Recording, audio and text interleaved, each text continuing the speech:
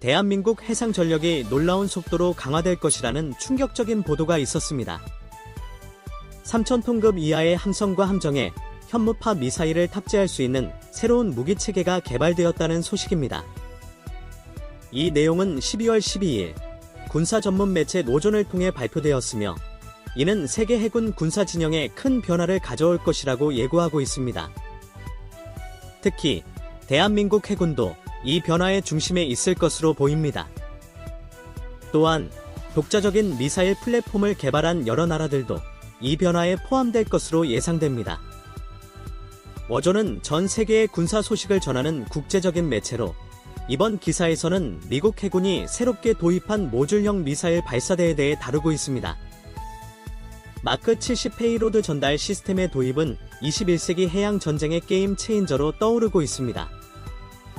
일부 시청자분들께서 미사일 발사대가 무슨 게임 체인저냐고 반문하실 수도 있겠지만, 이 시스템은 미래 해양 안보에 혁신적인 변화를 일으킬 중요한 기술로 평가되고 있습니다. 기존의 수직 발사 체계인 마크1은 전혀 다른 차원의 혁신을 선보일 이 시스템은 해양 전술의 패러다임을 바꿀 것입니다. 41을 모태로 하여 SM-6라 토마호크 같은 최첨단 장거리 미사일들을 다양한 플랫폼에 손쉽게 통합하는 획기적 능력을 제공하는 데요. 사실 연안 전투함은 크기나 배수량의 한계로 수직 발사관을 탑재하는 게 상당히 제한적이었습니다. 그리고 연안 전력은 보시는 표와 같은데요. 한 면이 바다인 한국 해군의 연안 전투함 전력은 FFX 호위함과 검독 수리비 급급 고속정을 중심으로 구축되어 있습니다. 또 FFX 배치 1과 배치 2는 각각 대함 대공 대잡 능력을 강화하며 운영 중이고, 차세대 FFX 배치 3는 스텔스 설계와 향상된 타격 능력을 갖출 예정입니다. 검독 수리 B급은 기동성과 해성대한 미사일로 연안 작전에 최적화된 전력입니다. 그런데 문제는 중장거리 미사일 이상을 탑재하지 못한다는 게 아쉬웠습니다. 그런데 미국이 새로운 미사일 발사대를 세상에 공개하면서 우리의 해상 전력 증강에 탄력이 붙게 됐습니다. 그래서 준비했습니다. 오늘은 새로운 패러다임으로 다가오는 모듈형 미사일 발사대에 대해 알아보겠습니다. 연안 전투함은 연안 지역에서 다양한 임무를 수행하도록 설계된 고속 다목적 전투함인 작은 배수량을 인해 체급이 구축함 대비 상대적으로 작아 높은 기동성을 갖추며 대수상전 대잠전 기로의 제거 등 임무에 맞게 모듈형 무기 체계를 장착해 유연한 작전 수행이 가능합니다. 이러한 상황은 미국도 마찬가지입니다. 이번 미국 해군이 연안 전투함과 같은 소형 플랫폼에 마크 70을 장착하기 시작한 것은 방대해진 국방 예산을 줄이고 효율적인 해양 메커니즘을 구축하기 위함입니다. 즉, 이 시스템을 도입함으로써 과거 대형 함정에 가능했던 장거리 정밀 타격과 방공 능력을 이제는 훨씬 더 작고 기동성 있는 전력에 이식함으로써 분산 치명성 극대화하고 다양한 해역에 맞춤형 활력을 투사하는 새로운 전술적 지평을 열었다는 게 군 전문가들의 의견입니다. 앞에서 언급한 것처럼 이러한 흐름은 한국 해군에 시사하는 바가 크다고 할 수 있습니다. 한국은 지정학적으로 복잡한 주변 안보 환경에 직면해 있으며, 북한의 비대칭 위협, 중국과 러시아의 해양력 증대, 동아시아 전역에서 벌어지는 해양 영향력 경쟁 등 다층적 도전에 노출되어 있습니다. 그동안 한국 해군은 이지스 구축함이나 잠수함 등 일부 핵심 자산의 고성능 무기를 집중시켜 왔으나, 문제는 국방 해산의 한계로 주변국을 완벽히 압도하지 못했습니다. 그래서 상대적으로 연안 함정을 다수 배치했습니다. 하지만 문제는 이 함정들의 공격력이 구축함 대비 상당히 약했습니다. 그러나 향후 마크 70 계열 모듈형 발사대와 유사한 시스템을 적용한다면 중소형 함정에 아직 강력한 타격 능력과 유연한 무장 구성을 부여할 수 있게 됩니다. 이는 한국 해양 전략에 근본적 변화를 몰고 올 것으로 풀이됩니다. 먼저 마크 70 발사대가 제공하는 핵심은 모듈성 분산 치명성입니다. 과거에는 강력한 장거리 타격 능력을 갖추려면 대형 함정의 고정식 벨레스 대거 탑재해야 했습니다. 그러나 마크 70 발사대는 컨테이너형으로 설계되어 있어 헬기가 판이나 적절한 공간이 있는 다양한 함정에 임시적으로 장착할 수 있는 장점이 있습니다. 니다이는 소수의 대형 함정에 집중되던 화력을 다수의 소형 중형 전투함으로 분산시킬 수 있게 하면서 우리 전투 함정들의 화력을 극대화할 수 있습니다. 여기에는 다수의 연안 함정 경비함, 호위함, 심지어 상업용 설계 지원함까지도 장거리 대함 대지 타격 미사일을 운용할 수 있는 시대가 열리는 것입니다. 더 쉽게 말해 마크 1은 발사대 탑재가 가능한 크기의 함정이라면 현무파 미사일도 소형 함정에 탑재할 수 있다는 것입니다. 이런 전력 구조 변화는 한 방에 끝장낼 수 있는 몇 척의 핵심 자산이 아니라 어디서 어떤 미사일이 날아올지 알 수 없는 다층적 위협을 적에게 제기하는 효과를 내게 되는데요. 사실 한국 해군은 이미 세계적 수준의 조선 능력을 통해 다양한 규모의 함정을 건조 운용하고 있습니다. 하지만 그럼에도 불구하고 국방 예산이 항상 발목을 잡아 주변국을 적극적으로 대응할 함성 건조에는 소극적이었던 게 사실입니다. 하지만 이제는 큰 비용 투입 없이 한 단계 도약이 가능해진 것입니다. 각 함정의 임무 환경에 맞춰 무장을 자유롭게 선택하고 재배치하는 능력이 효율적이라는 것을 세계 최강 해양 강국인 미국이 보여주게 된 것입니다. 마크 7처럼 모듈형 발사대를 한국형 함정 설계와 접목한다면 기존에 운영 중인 호위함이 차기 구축함 소형 수상 전투함 심지어 무인 수상함 등에도 장거리 정밀 무기를 탑재하여 기동력과 치명성 극대화할 수 있습니다. 특히 북한의 비대칭 전력 중국의 원해 진출 러시아 극동 함대에 맞서 균형 잡힌 억제력을 확보하는데 상당한 효과가 있을 것인데요. 또한 모듈형 발사대는 해군의 작전 개념과 전술 발전을 가속시킬 수 있습니다. 과거에는 고정형 벨렛에 들어가는 미사일 구성이 사전에 결정되었고 작전에 따라 유연하게 바꾸기 어려웠습니다. 그러나 모듈형 시스템을 도입하면 특정 함정의 장거리 대한 미사일을 집중 배치하거나 필요에 따라 대공대지 미사일로 재구성하는 등 상황 맞춤형 전력 구성이 가능해집니다. 이는 함대 전체를 하나의 유기적 전투 네트워크로 묶어 어느 함정에서 장거리 공격이 가능한 다중 활력과 구축을 구성할 수 있습니다. 뿐만 아니라 공중지상 우주 기반 감시 정찰 자산에서 나오는 실시간 표적 정보를 링크로 공유함으로써 센서 자산과 발사 플랫폼을 데이터 링크로 연결하는 개념인 센서 슈터 네트워크를 완성할 수 있습니다. 이를 통해 한국 해군은 상대적으로 소규모 함정도 네트워크 중심전 개념 아래의 타격 플랫폼으로 활용하여 적에게 치명적 도발을 가할 수 있게 됩니다. 즉, 우리 대한민국의 해군이 미 해군이 사용하는 전술적 유연성을 확보할 수 있게 된다는 뜻입니다. 사실 미 해군에게 LCS 함선은 늘 골칫거리였습니다. 복잡한 인수 실패 논란이 심각했었는데 추진체계 문제, 선책 균열, 임무 모듈 부재 등으로 비판받았고 일부 함정은 조기에 퇴역하는 등 실패작 이미지가 강했습니다. 그러나 마크 78 사대를 달면 소규모 함정에서 SM-6 토마호크 같은 최첨단 무기를 운용할 수 있는 전력이 되며 이를 통해 LCS는 완전히 새로운 해상 전력이 됩니다. 또 다른 핵심 포인트는 모듈형 발사대가 단순히 무기 하나를 추가하는 것이 아니라 해양 전력 전체의 운용 철학을 바꾸는 기폭제는 점입니다. 기존 해전 패러다임은 대형 함정에 고정된 무기 체계를 장착하고 그 함정들이 전투의 중심이 되는 형태였다면 이제는 자꾸 저가의 함정에 강력한 타격 무기를 분산 배치함으로써 적의 타격 우선순위 계산을 복잡하게 만들고 다양한 전술 시나리오에 신속 대응하는 작전 개념을 수립할 수 있습니다. 이것은 현대전에 적합한 빠른 의사 결정, 신속한 배치, 유연한 무장 구성이라는 3박자를 갖춘 혁신을 의미하며 한국 해군이 주변국 해군력과 경쟁에서 우위를 점할 수 있는 전략 구성 요소이기도 한데요. 하지만 장점만 있는 것은 아닙니다. 기존 틀에서 완전히 새로운 시스템의 도입이 때문에 우리 군 당국도 바뀌어야 할 게 많습니다.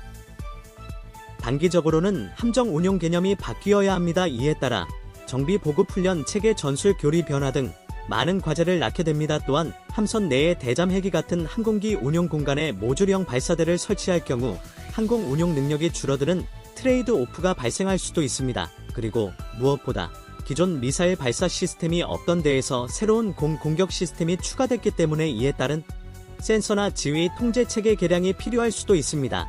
그러나 결국 이런 단점들은 장기적으로 모듈화된 전투 플랫폼 개발과 분산 치명성 개념 정착 그리고 네트워크 중심적 구현이 가능하다는 장점에 비하면 조족 지혈을 정도로 미미한 것입니다. 마크 1은 발사되는 미사일을 개발하는 것과 같이 초고 난도의 기술 역량이 필요한 것은 아닙니다.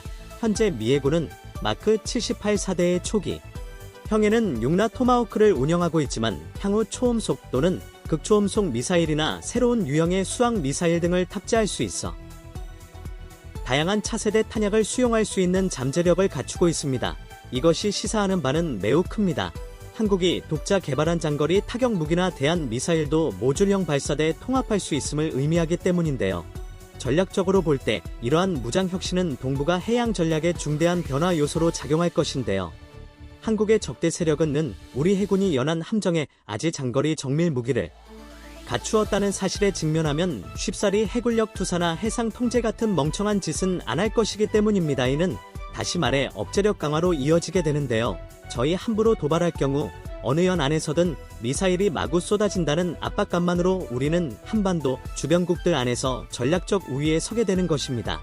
결국 모듈형 발사대 도입은 단순한 무기체계 변화가 아니라 해양 전력이 운되는 원리 자체를 뒤바꾸는 혁명적 진화라 할 수 있습니다. 이 시스템을 한국 해군이 도입하거나 유사한 개념으로 자체 개발 개선한다면 대형 함정 위주 전력 구조에서 벗어나 다수의 소형 중형 전투함에 강력한 활력을 분산 배치할 수 있어 북한, 중국, 러시아 등 다양한 위협에 유연하게 대응하는 동시에 한국을 지역 해양 전략의 핵심 축으로 부상시키는 결정적 열쇠가 될 것입니다. 다음은 24년 12월 7일 KF-21어뢰 공격기 영상입니다. 한동안 트르키에는 한국 방산 기술을 슬며시 흡수해가며 마치 스승의 기술을 제자 마음대로 재단하던 독자적 무기 체계를 앞세워 한국을 넘어서겠다는 터무니없는 망상을 키워왔습니다. 하지만 결과는 정반대였습니다. 한국 무기체계의 정수인 K2 전차와 K9 자주사라는 거대한 철옹섬 앞에서 휘르키의 알타이 전차와 푸르트 자주포는 세계 시장에서 속수무책으로 무너졌습니다. 이 일련의 사태는 우리가 한번 제대로 보여주겠다며 은밀히 준비했던 튀르키의 야심찬 도박이 한국이 수십 년간 피땀 흘려 쌓아온 기술적 내공 앞에서 얼마나 무력하게 붕괴되는 극명히 보여준 사례라고 할 수 있는데요. 전 세계 방산 시장을 호령하고 척박한 전장 환경에서도 믿음직스러운 활력을 내뿜으며 대한민국의 산업 저력을 뿜어내는 K2와 K9 위력은 단순히 기술만 있다고 따라잡을 수 있는 것이 아니기 때문입니다. 처음에 튀르키에 한국이 세계적으로 명성을 떨치는 K9 자주포 기술을 바탕으로 자국산 푸르트-R을 내놓고 K2 전차 기술을 활용해 알타이아는 걸출한 전차를 만들어내면서 마치 이제 우리도 세계 전차 시장의 강자로 떠오를 때가 왔다는 듯 호언장담했습니다. 그들의 목표는 분명했습니다.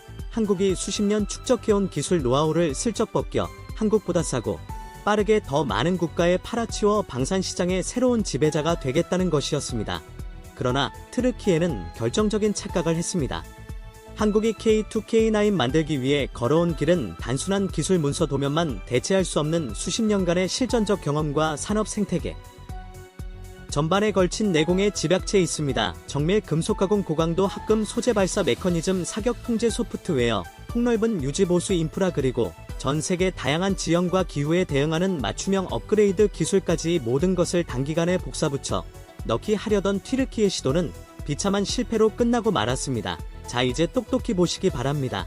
각국 전문지나 내부 보고서에서 비공개로 다루는 민감한 데이터들이 트루키 무기체계의 민낯을 보여주고 있습니다. 그저 비슷해 보인다는 거치에 말고 지금 제가 말씀드리는 수치를 느끼 방산업들이 확인하는 순간 그 차이가 얼마나 잔혹한 실감하게 될 것입니다. K9 자주포는 최대 60km 육박하는 사거리 분당여에서 8발, 지속 사격 발사 후 순식간에 진지 이동 가능 디지털 사격 통제 장치의 정교한 표적 추정 능력 등에서 이미 세계 여러 국가에서 수십 번 검증 완료된 상태입니다. 반면 트루키 푸르트-R은 K9 기술을 이전 받았지만 연속 사격 시 포열 마모 냉각 문제 사격 통제 장치 신뢰성 저하로 실전 환경에서 성능이 급락한다 치명적인 단점이 있습니다.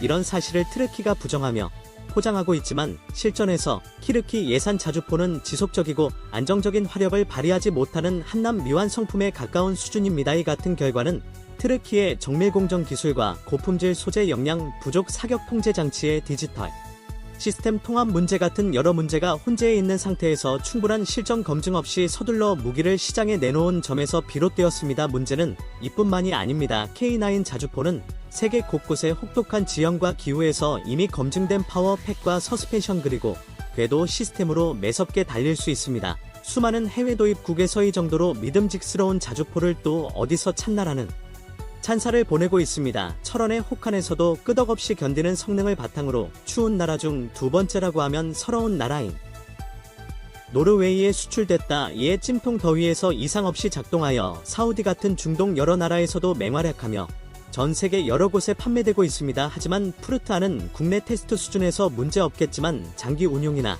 극한 환경 테스트에서 냉각 장치 이상 서스펜션 내구성 저하 부품 수급 문제로 비틀거리기 일쑤입니다. 딱딱한 종이 위수 6에 불과할 뿐 실제 전장에 내놓으면 구멍투성이가 되는 셈입니다. 알타이 전차 역시 한국 K2 전차의 도전장을 내밀었지만 결과적으로 신뢰성이 있는 파워팩 확보 실패와 검증되지 않은 장갑과 전자 장비 통합 난항으로 제대로 된 실전 검증조차 어려운 상태입니다. K2 다양한 시험과 실사격 테스트를 통해 웬만한 극한 상황에도 끄떡없는 진짜 배기 전차로 거듭났다면 알타이는 아직까지 글로벌 시장에서 써먹을 수 있을까 하는 물음표만 남기고 있습니다. 그런데 사실 트루키 이런 실패는 예견되어입니다.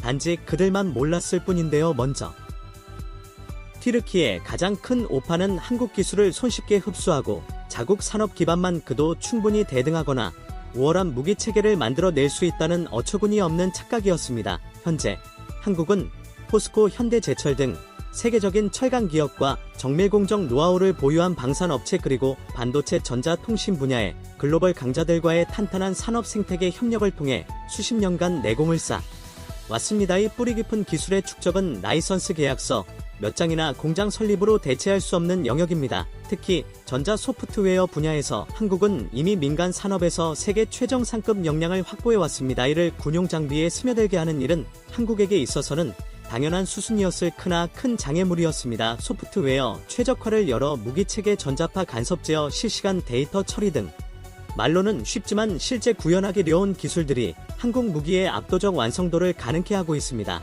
그럼 한국의 기술을 받아들여 자신만만했던 튀르키의 폭망한 무기체계들의 현재 주소는 어떠할까요? 이래저래 답도 없는 튀르키의 산 파워팩 결함입니다.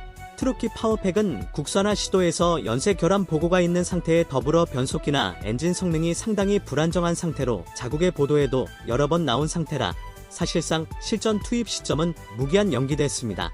또 소재 공학의 정점이라 할 수 있는 장갑 신뢰성 의문입니다. 트르키에는 종이 위 스펙만 요란할 뿐 실제 탄도 테스트 데이터가 불충분한 상태인데요. 일부 내부 보고서에 따르면 장갑 균질성 확보에 실패, 강철 장벽이 아니라 종이 장벽 아니냐는 말까지 나올 지경입니다. 뿐만 아니라 타격 통제 소프트웨어가 불안정하여 표적 추적 열 영상 레이저 측정간 데이터 싱크 문제로 전장 대응력이 형편없는 수준입니다. 한마디로 타이는 언젠가 잘 될지도 몰라 정도의 막연한 희망사항에 불과한 상태입니다. 그럼 푸르트 자주포는 어떨까요? 먼저 자주포의 종속 이유인 지속 사격 능력 한계가 대두됩니다. 장기 연사 시 포열 마모가 극심하고 이는 곧 냉각 문제로 이어집니다. 당연히 이 때문에 발사 정밀도 하락과 장거리 사격전에서 내구성이 아니라 불안정성을 선물하는 쓰레기로 전락하고 있는 상황입니다. 만약 국민의 생명을 자주포에 맡기려면 도대체 누가 이걸 믿고 사겠습니까? 디지털격 통제계통 불안과 부품 수급 불안정은 덤이기도 한데요. 그럼 왜 튀르키의 무기는 한국의 기술력을 받아들이고 K2K9 이길 수 없는 것일까요? 정답은 간단합니다. 바로 올렌 노하우에서 나온 진짜 배기는 흉내로 만들 수 없는 법이기 때문입니다. 세계 방산 시장에서 한국산 무기 체계는 이미 가성비, 신뢰성, 지속적 유지보수, 글로벌 호환성이라는 총체적 강점을 바탕으로 막강한 브랜드를 구축하고 있습니다. 폴란드, 노르웨이, 호주 등 경쟁한 국가들이 K2K9 앞다투어 도입하고 있으며 무기들이 혹독한 환경에서도 끄떡없는 것을 몸소 확인한 뒤 정도면 우리 병력을 안전하게 맡길 수 있겠다는 안도감을 내보이고 있습니다. 반면 튀르키의 알타이와 푸르트 R을 세상은 한국보다 싸게, 한국보다 빠르게, 한국보다 많이라는 구호만 외치고 있습니다. 하지만 가격을 낮추면 품질을 유지하기 어렵고 정치적 연줄에 의존해 시장을 넓히려 해도 그것은 일시적인 편법에 불과합니다. 반면 한국의 무기는 이미 전 세계 다양한 전장에서 철저히 검증된 정통파 무기 시스템으로 자리매김했습니다. 넓은 해외 시장에 뿌리를 내린 한국 무기 체계는 각국의 기후, 지형, 전술 운용에 맞춘 맞춤형 개량 패키지를 제공하며 이는 다른 나라들이 흉내내기에는 기술적, 인프라적으로 큰 한계를 안고 있습니다. 바로 이것이 한국 무기의 강점입니다. 실제 성능과 신뢰성, 그리고 세계가 공인하는 결과물은 바로 한국 무기체계 그 자체를 증명해줍니다. 여러분은 어떻게 생각하시나요? 이상 꺼리튜브였습니다. 음악